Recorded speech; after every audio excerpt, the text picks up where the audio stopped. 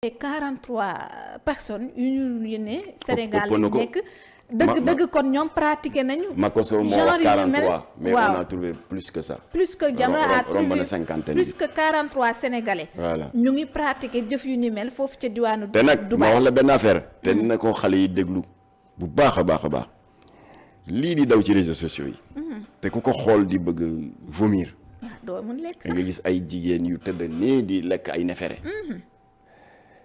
da ngeen defee ne jigéen ya ñu def yooya ñoo am gàtt xel gu day ni di xaw yi seen sutura di génn photo yi du ñoom de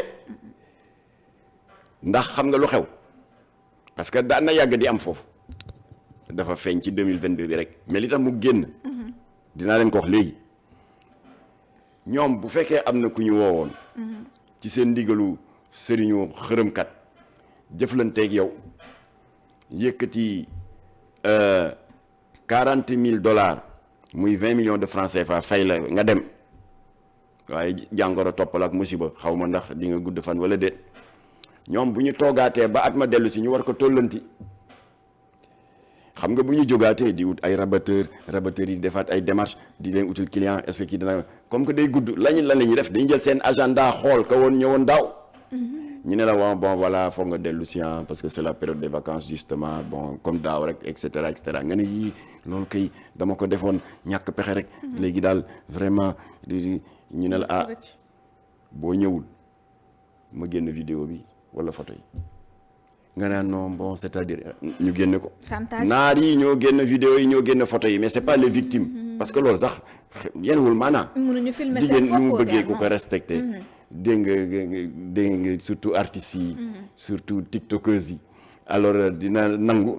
ñu wane la ngay sénégalaise ivoirienne béninoise wala kii parce que y a 6 pays lim laa leen sànq. ngay nangu ñu wane la ngay def li gën a yées ci xeetu ñaawteef di lekk nefere doomu aadama. alors di nga nangu. pour faux. wala pour impressionner les gens. nga jël photo bi wala vidéo di ko génne. yenn wul maanaam. parce que fa nga doon defee mbir ya xam nga may ñu la nga ànd ak sa benn mbokk. waaw naan ko filmeel ma waay. ñoo filmé. naar bi moo def loolu. denc ko gànnaayoo ko. pour bu ñu la woowaatee nga bañ ñu génne ko. le chantage. c'est un instrument de chantage. kon yi génn yëpp. c'est l'effet de cet acte de chantage là. kon nag bu leen dara jaral ci àdduna. même tous les milliards du monde. ngeen dem di defi cette bassesse là. ndax xam nga danger bi mooy. et là je sais de quoi je parle ndax sama métier la. exerce naa la fonction de chef du service informatique au CICES. Après defaat fa 5 ans. chef du service président du conseil d'administration donc 24 ans. maa ngi yëngatu dans les nouvelles technologies de l'information et de la communication. alors alerte bi mooy. yéen ña fa dootoo dem naar yi filmé nañu leen. photo nañu leen.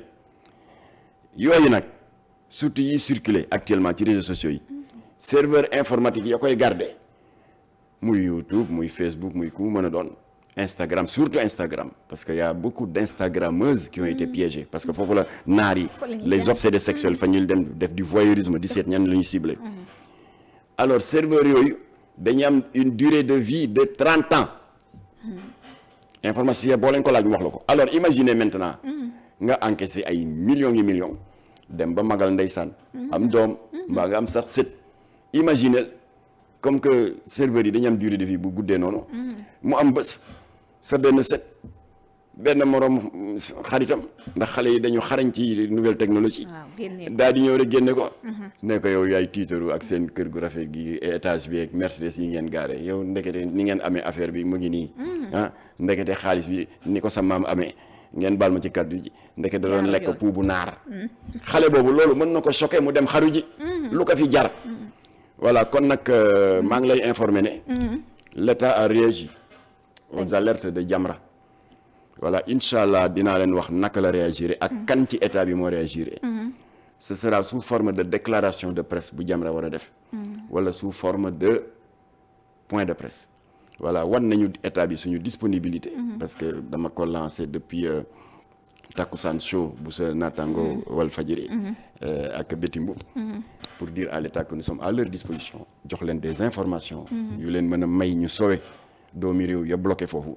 l'état a réagi maa ngi ciy gërëm état bi. dinaa def conférence de presse. incha allah wax kan moo réagir. ak yan matuwaay la état bi nar a jël en partenariat ak Jamra ñu def échange d'information pour secourir pour voler au secours suñu doomu réew yi bloqué dans cette mafia bi nga xam ne ñii ñu ngi ko tuddee nu mu tuddati porta poti maanaam toilette mobile. femme toilette sax lañ leen di femme toilette. ñii ñu ngi ko tuddee Dubaï WC.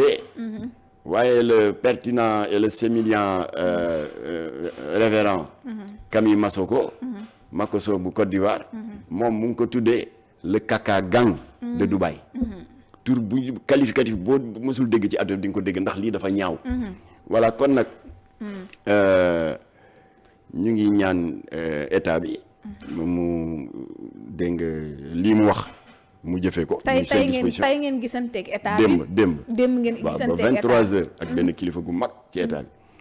alors kon nag dinañu def waxtaan wi. ak presse bi.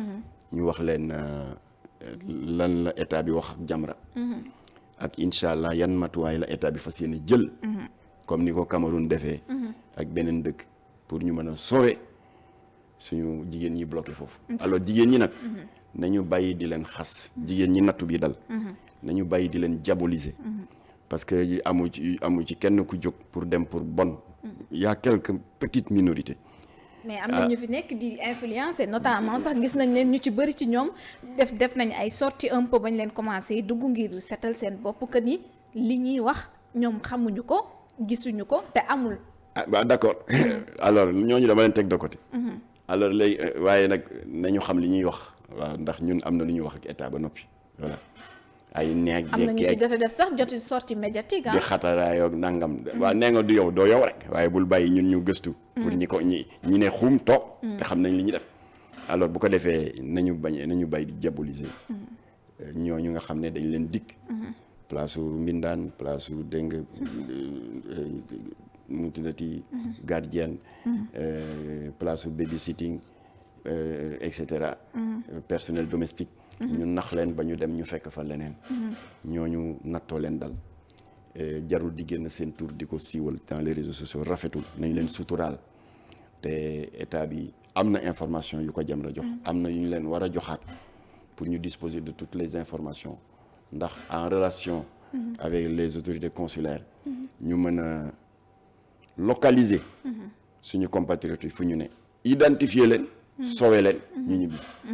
alors léegi. ma jox la scoop bi bokk. waaw maa ngi remercier le président Macky Sall.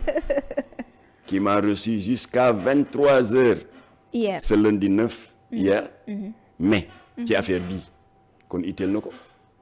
voilà la ñu fa wax nag. je peux pas rentrer dans les détails pour l'instant. parce que am na ku ma booleel ci kilifa yi yu ma war a waxal. et bu ñu paree suñu waxtaan incha allah Jamra dana def point de presse. et en toute transparence dal di eggee opinion bi. la nga xam ne moom la ñu jox état bi ci information ak lan la état bi nar a def.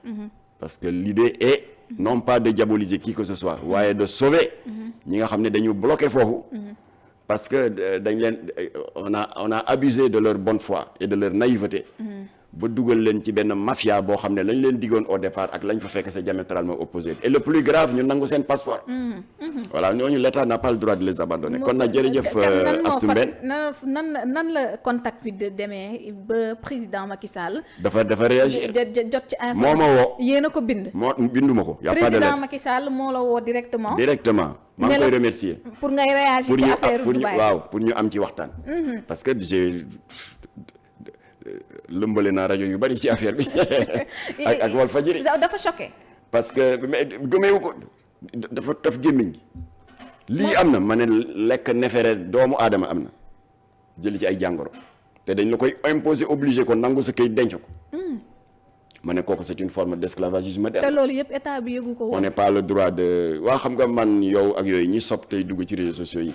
bon il y a des autorités de l'État qui n'ont pas peut-être ce temps-là. yow li nga xam ci réseaux yi ak man li ma ci xam xëy na ñoom xamuñu ko. voilà kon y a eu essence d'information et je pense. que dina jul résultat. balaa yàgg waaye balaa booba. par souci de transparence parce que ñoom temps yi ku Macky Sall recevoir rek ñu defee ne. waaw ñu ne la da nga kii. ñu defee ne da nga bokk ci maire yooyu nekk opposition mu recevoir la compal woola. alors danaa leen xamal ne kon binduma ko. moo dégg alerte Jamra yi ndax dem naa xataraayu ci média yu bari. ak ci presse en ligne bi. et il nous a prêté une oreille attentive mu woo ma pour qu'on approfondisse la discussion. alors approfondir na xool sa gars yi di ma génne sa photo ma gis approfondir parce que lii waaye nag yéen am scoop bi c'est scoop Seneweb. waaw voilà mérité ngeen ko ndax yéen suñu partenaire ngeen mës a doon dans le combat pour la préservation de nos valeurs. voilà kon nag yàlla na yàlla sàmm réew mi. yàlla nañu yàlla aaral tout tànk yi ak jigéen ñi nga xam ne elles sont animées de bonne foi waaye dañ leen piégé. yàlla na yàlla dàqal Sénégal seytaane. yàlla na yàlla ñot di fan suñu ay kilifa diine. amiin te toftal ci wér. yàlla na yàlla def jàmm ci réew mi. amiin surtout ci jongante yi di ñëw di élection yi. te nañu bàyyi wàññinte sutura bi. nañu bàyyi tëkkunte bi. nañu bàyyi la guerre des audios. guerre des audios moo jur vidéo Dubaï kaka yi. gis nañ ko yàlla na yàlla def jàmm ci réew mi te laqal ñu Sénégal fu yàq yeggul. wa salaamu aleykum wa rahmatullah. waaleykum salaam wa rahmatullah gis ngeen ko tey ñu ngi amoon ki nga xamante ni moom moo di Mame Mactar Gueye di vice président